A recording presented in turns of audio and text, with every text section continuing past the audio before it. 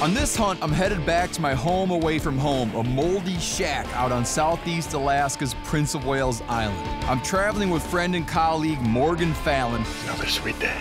A guy who filmed dozens of episodes of this very show. That is the coolest fish I've ever caught. But this time, Mo is hoping for an entirely different sort of shot. Instead of filling SD cards, he's looking to fill a freezer. I feel like he's right over here.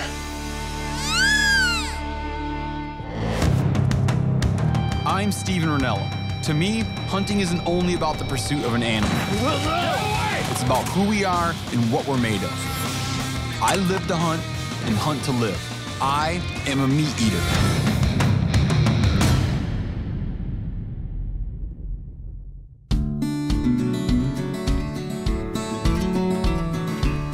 Now, I don't want to be presumptuous, but I'm guessing that you must at least kind of like this show just based off the simple fact that you're watching it.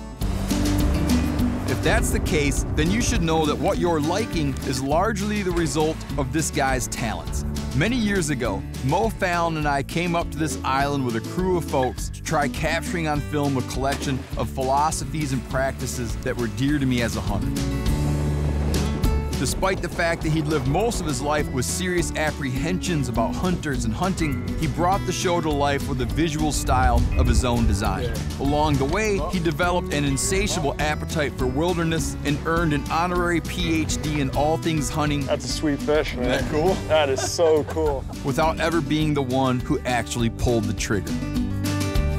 Now, years after Mo moved on to produce and direct bigger and better projects, we're headed back into the same mountain range together to hunt for Sitka blacktailed deer and to explore the ways in which a walk through the wilderness can land you in strange and unexpected places. That first trip we came up here, I had never been to Alaska, and I'd been like, all over the world, man, and seen stuff, but you come here and you're like, well, there's clearly nothing like Alaska. Like, it dwarfs everything. It makes everything else feel small. Especially here, man, the weather and just like the constant, like, not danger, but awareness of things that could go wrong. When I fly out of here, you know, and a plane comes and picks me up and I fly out here, I always feel like I just got off a bull. Yeah. Do you know what I mean? Yeah, man. It really feels like something earned. Like your muscles are all sore, you know? You put a lot of effort in, but like gotten things, you know, that are so like totally awesome and unique out of it. When I think about this place and coming up here, like this is exactly the prototypical kind of day I think about. You actually kind of miss these kind of days, and you know, not that I've ever actually had like a full sunny day up here. Where my older brother lives, they get 13 inches of rain a year. 13 feet of rain on this island. Rain or wet snow? I like it. I like the whole vibe of it, you know? There's a sort of checklist I have up here of things that I like to share with people. A climb into the mountains for deer is high on that list, along with catching fish, trapping crabs or shrimp, and whatever else might be in season. This morning, we set out some baited shrimp pots to soak and then jigged up a couple different species of rockfish. Wow. Dude, there's just nothing. Like that? Yeah, yeah, exactly. Nothing like that. There's nothing even kind of similar, man. No. I've been really looking forward to coming up here, man. Like, very happy to be up here. It brings back a lot of, like, very fond memories, you know? Interestingly enough, like, most of those fond memories have something to do with some form of discomfort. You know? My friends who have like a rating system for fun. Yeah. And being on a roller coaster is the lowest grade fun. Because no one ever later would be like, you know what though, dude? That roller coaster was fun. Right? It's just like the cheapest, most instantaneous fun. Cheap thrill, yeah. The real fun, you don't even realize how fun it was till a year later. No, you don't know after. It's the stuff you tell stories about. The 3 trips that I've had up here, I tell those stories more than almost any other repeat offender I have in my story repertoire, you know? Yeah. Because of like the work you put into it, because of the way the fatigue you accrue throughout the trip, because of like the, you know, the weather and the elements, and I don't know, man. Coming up here the first time, it was a way to challenge myself in like my field and, you know, my work in a way that was totally and absolutely completely fresh. It was a whole new set of like challenges. Yeah, I tell a story a lot about getting picked up by the police in New York for having a pocket knife clipped to my pocket. Yeah. I tell a story about a bar fight I was involved in one time. And then I tell a lot of like Southeast Alaska stories. I'm having trouble stopping eating these, man. If we want to save some to cook, I don't know. I'm gonna get out of here. With a couple meals already secured, it's time to head out in search of some fresh stories from the mountain. The next day breaks clean and clear, a rarity at this time of year, and we head into the mountains with enough gear to last several days if we need it. We've got 3 whole days to find ourselves a nice buck. It'd be great if this weather stuck around a bit, but I would not put my money on it.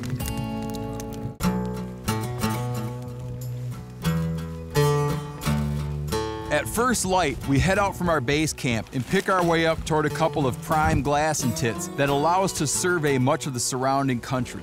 The weather is freakishly nice.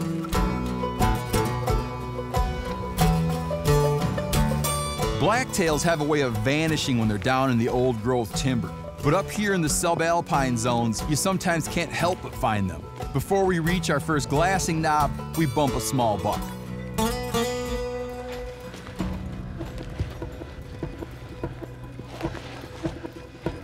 There's a buck right there.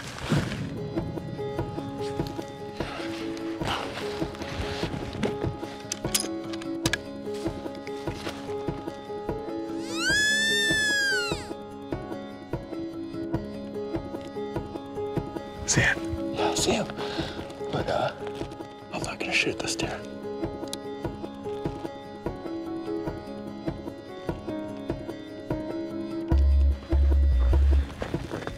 Don't worry about it if you don't want to. Yeah, I'm just, you know. Not comfortable. No, I'm comfortable. I just, you know, I came up here to enjoy it a little, man. It's 6:30, day 1, you know. Yeah. There's more. Yeah, we'll get into him again. Our buddy Giannis Putelis has a hunting maxim. Do not pass up on the first day what you'd be happy to get on the last day. It's a great piece of advice, but I rarely pay any attention to it, and neither, apparently, does Mo. They're right there, right below us. Yeah. I love it here, man. It's just like on a morning like this morning, it's just like magical, man. This place, you know. Yeah. It's funny because it can be so miserable. That's what makes it magic. But that's what makes it, yeah, exactly. Before we even lined up on that deer, I knew I wasn't gonna shoot it. There's just something about savoring the experience of spending time glassing and spending time hanging out and walking around, you know.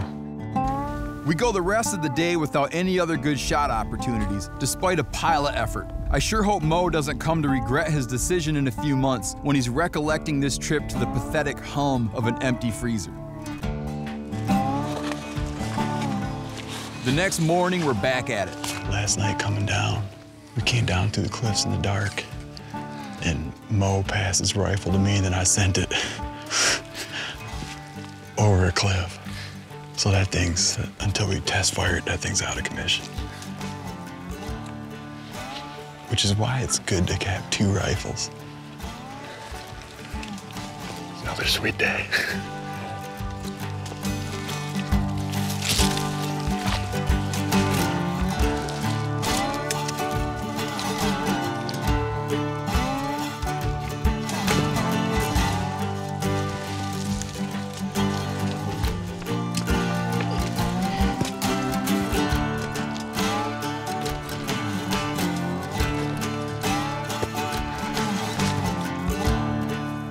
We passed through here in the pouring rain on your first hunting experience. 6 years ago, yeah.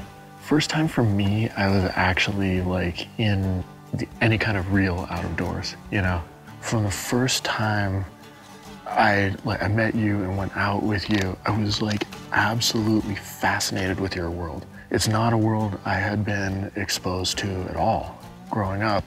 In fact, like the opposite. I had grown up in a family that was, you know, anti-hunting and I think didn't really understand the complexity of like hunting as a whole. And then meeting you, I was like, here's a guy whose morality I really understand and agree with. You probably went out and filmed 30, 40 hunts. Yeah, probably something like that. You have more game experiences and more days in the field and more like hunting experience without touching a firearm. Yeah.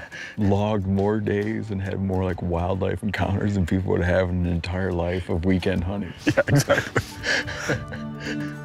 While this day starts out like the last two, all sunny and warm, after a while, some classic Alaska suck starts blowing in. This is like typical Southeast Alaska weather.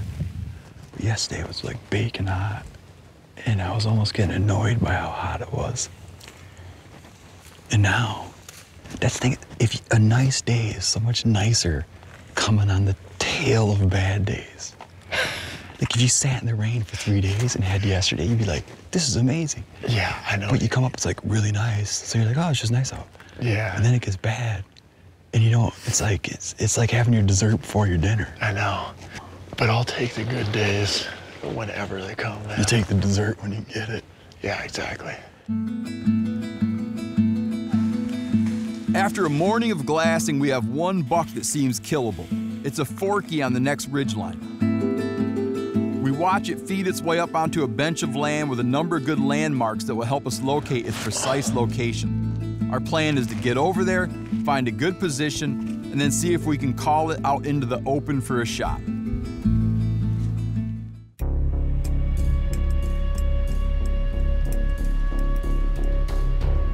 As we approach the area we last saw the buck we're after, we crawl into position and Mo works to find a comfortable spot with a good view.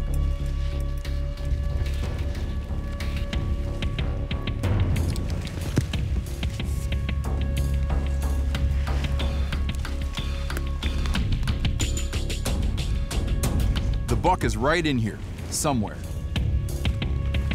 Whatever happens might happen fast when I rip out a fawn bleat, so you gotta be prepared. I'm gonna get around in front of you before you blow that thing. Okay.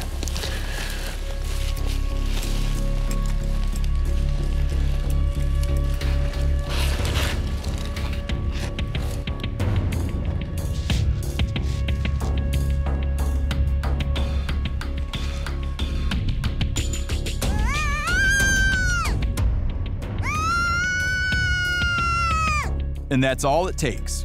See him, Mo? Yeah, I do, but hold on. Get a rest. I got him.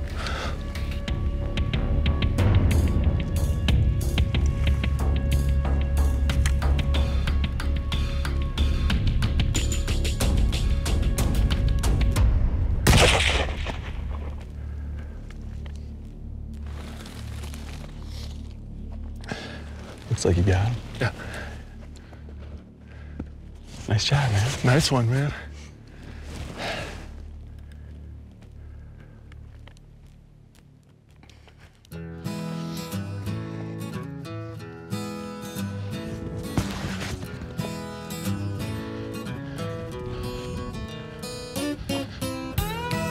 I feel like he's right over here.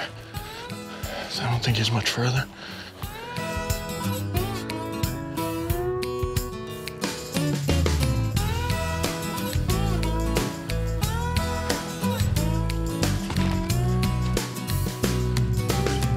I just feel super lucky, humbled, and grateful to be able to come up here and do this. I mean, so few people ever have the opportunity to do something like this. Come out and do like this big kind of open country spot and stock hunting, and here I am like some TV guy, you know, and I stumbled into this world.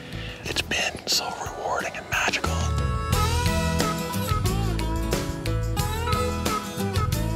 Oh, that's great, man.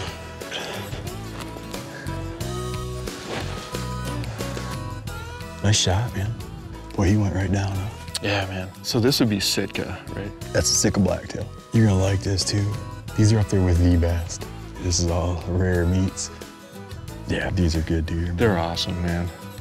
I love them. I love watching them up here. This is like the ideal scenario I pictured. We should get the guts. I didn't know. Yeah, man.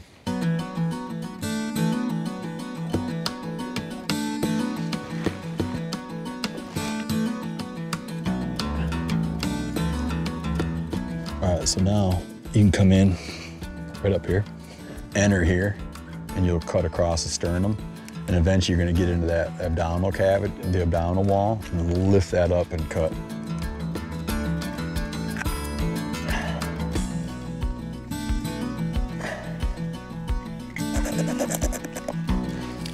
Grab your heart out now.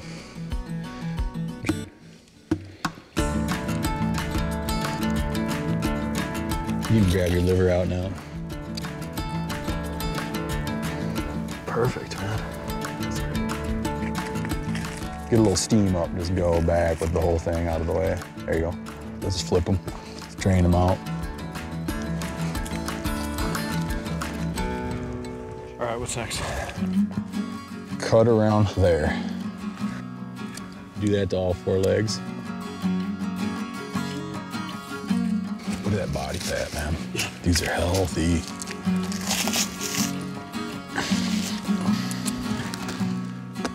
Back here, trace the pelvis all the way up through to the backbone area so that we're gonna leave the rump meat on the back ham and not have a little separate little hunk of rump.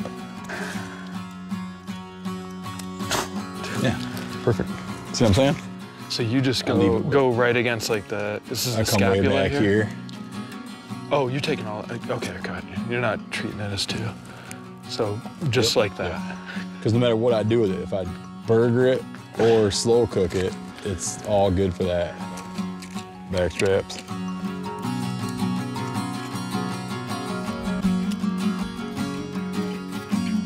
Neck.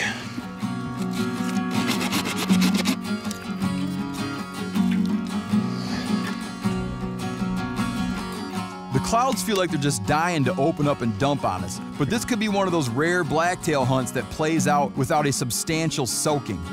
Even if it cuts loose now, no big deal. Hiking in the rain isn't bad at all when you know you've got a special meal waiting for you down at Tidewater. The last few days have been productive. We gathered a mountain of food and had a blast doing it. Now we're gonna skim off some of the primest pickings for a big meal. We got yellow eye collar, some whole quillbacks, plus buck liver, heart, and backstrap. Should be plenty to go around.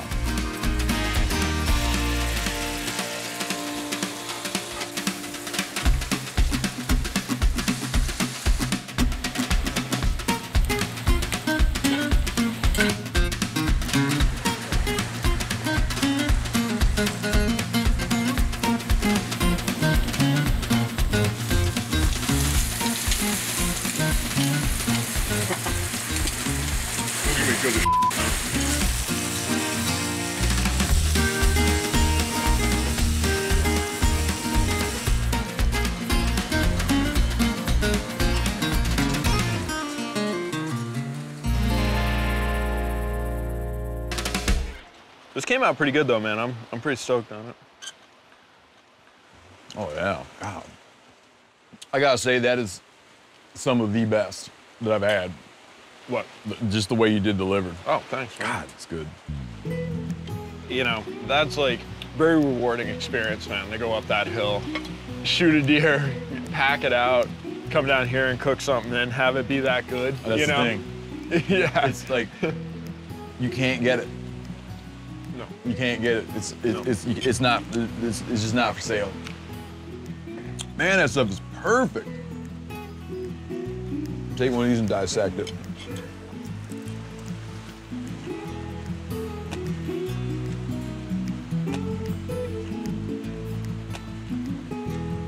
You see what I'm saying about chicken? It's phenomenal, dude. It actually looks like a piece of like fried chicken too. Yeah. It's just phenomenal, dude. That is some of the best fish I've ever had. Yeah. I have to say, being exposed to this and being a part of it and being pulled into your world has really tangibly changed my life in like many ways, man. Initially in terms of what I thought I was like physically capable of, you know, but way more also in terms of how like I ended up like relating to people and like try to understand the context of where people are coming from, what drives them, what motivates them. Those lessons came for me from this experience, man. It's been a huge gift, man, a huge gift. I appreciate you saying that, man. And the more I've been around and exposed to people that I wouldn't have run into, I've been pushed 180 degrees on very important issues by just, you know, trying to give people the generosity like yourself, where you're there to film and work. And I'm showing you like, no, I do this and this is how I do things. Watching how someone might perceive that and take it in and hear me out about it makes me want to reciprocate. You know, and then I'm like, wow, as different as this must seem to them, when I hear them talk about things in their life, I'm like, that's insane. Let me hear more, you know? And it just is this constant exchange. I have so many people, because I spent years living in New York. I had so many people being like, oh, I don't know how you could have stood that, and I'm like, you know what? I've met a lot of amazing people and learned a lot of incredible things that are really helpful to me professionally and helpful to me in life. I'm not gonna sit and act like it's this bad place full of awful people. It shows you that by talking and finding common ground and being open to new things, man, all that melts away. You know, that's why this has been so much fun. I wouldn't do it if it wasn't fun, and I wouldn't do it if it didn't make food.